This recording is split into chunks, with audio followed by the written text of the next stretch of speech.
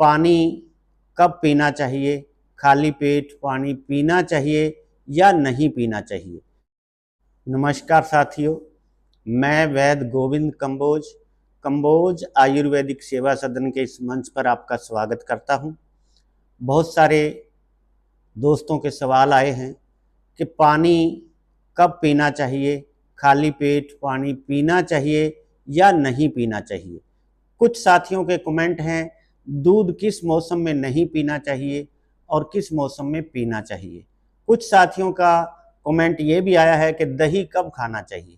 तो हमारे आने वाले 2-3 वीडियो इसी विषय पर रहेंगे। आयुर्वेद की संहिताओं ने खाने पीने का और विरुद्ध आहार का विस्तार से वर्णन किया है कि कौन सी चीज कब और कितनी मात्रा में और किस मौसम में खानी है। तो आज इस वीडियो में हम सिर्फ बताएंगे कि हमें जल का सेवन किस तरह करना चाहिए। जल के सेवन के विषय में जानने से पहले ये जानना जरूरी है कि हमारे अंदर अग्नि कैसे काम करती है। हमारी जो जठराग्नि है, जो पाचन क्रिया को चलाती है, जैसे हम भोजन लेते हैं और भोजन आमाशय में जाता है तो अग्नि उसको पाक करती है। जैसे बाहर चूल्हे पर हम भोजन को पकाते हैं तो अग्नि ही भोजन को पाक करती है। अगर हम खाली पेट जल का सेवन बिना प्यास से करेंगे तो सीधा सीधा जल आमाशय में जाते ही हमारी अग्नि को मंद करेगा। बेशक बहुत सारी दूसरी पैथियों में बताया जाता है, उनका अपना एक तरीका है इलाज करने का। सिर्फ आयुर्वेद को लेकर जो बताया गया हम सिर्फ उसी का वर्णन करेंगे। हमारा किसी दूसरी पैथी से कोई कंट्रोवर्सी पैदा करना या किसी तरह का विवाद पैदा करना या किसी को नीचा दिखाना हमारा मतलब नहीं है, क्योंकि सभी पैथियां इंसान को ठीक करने के लिए बनी हैं। आयुर्वेद में 3 महान संहिताएं हैं जिन्हें बृहत्त्रयी कहा गया है, जैसे चरक संहिता और सुश्रुत संहिता और अष्टांग हृदयम। तीनों ही संहिताओं में जल के बारे में बहुत विस्तार से बताया गया है, लेकिन खाली पेट जल सेवन करने का कहीं भी कोई उल्लेख नहीं है। अगर किसी टीकाकार ने अपनी ओर से टिप्पणी करी हो तो वो अलग बात है। और खाली पेट जल सेवन करने से यहाँ तक बताया गया कि हमारी अग्नि मंद पड़ती है। जैसे चूल्हे में हम पानी डाल देंगे तो अग्नि बुझ जाएगी। और कुछ लोग ये कहते हैं कि हम सुबह सुबह गर्म पानी पीते हैं, गर्म पानी से अग्नि कम नहीं होती। चूल्हे की अग्नि पर चाहे आप गर्म पानी डालो चाहे ठंडा, अग्नि जरूर बुझेगी। लेकिन आयुर्वेद की संहिताओं में बताया गया है कि अगर आपको प्यास लगे तो आप पानी अवश्य पिएं, लेकिन खाली पेट अगर आपको प्यास नहीं है तो आप जल का सेवन ना करें। आयुर्वेद की इन संहिताओं में उष्ण जल और शीतल जल के भी अलग अलग गुण बताए गए हैं। उष्ण जल बाघ भट्ट जी ने बताया है कि वात कफ का शमन करता है, यह दीपन और पाचन करता है, कंठ के लिए हितकर माना गया है। हिचकी आती हो, गैस बनती हो, ब्लोटिंग हो और जवर हो तो इसमें हमेशा उष्ण जल का ही प्रयोग करना चाहिए। शीतल जल का भी बताया गया है। शीतल जल का मतलब फ्रिज का पानी नहीं, नॉर्मल टेम्परेचर का पानी या घड़े का पानी कह सकते हैं।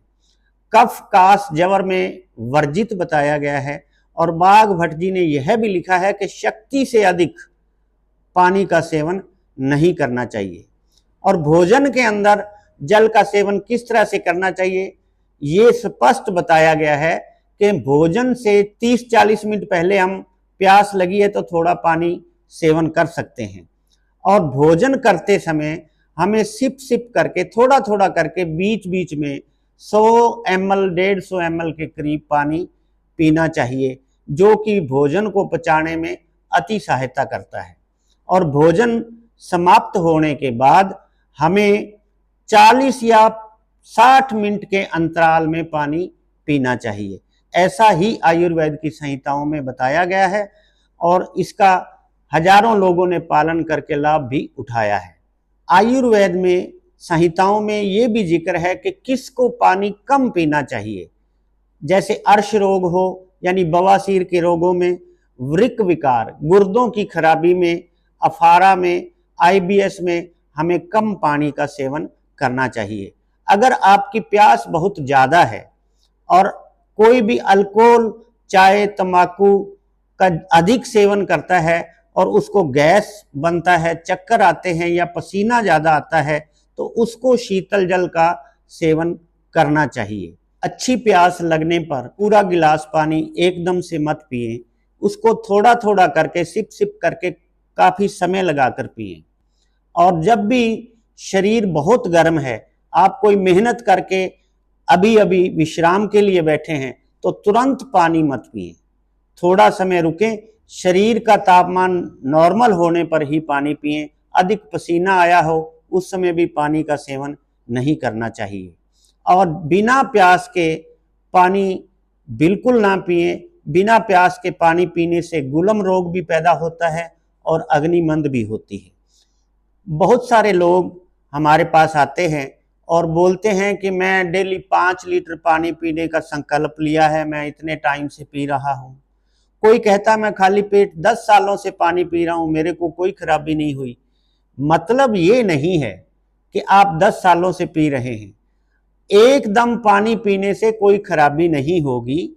लेकिन डिटॉक्सिफाई के नाम से बहुत सारे लोग 4-4 लीटर, 6-6 लीटर, 8-8 लीटर पानी पीने के लिए बोलते हैं। आयुर्वेद ये कहता है पूरे शरीर को एक लंबे प्रोसेस से गुजरने के बाद ही पानी का पाचन होता है, यूं ही नहीं कि इधर से हम पानी डालेंगे और उधर से डिटॉक्सिफाई होकर निकल जाएगा।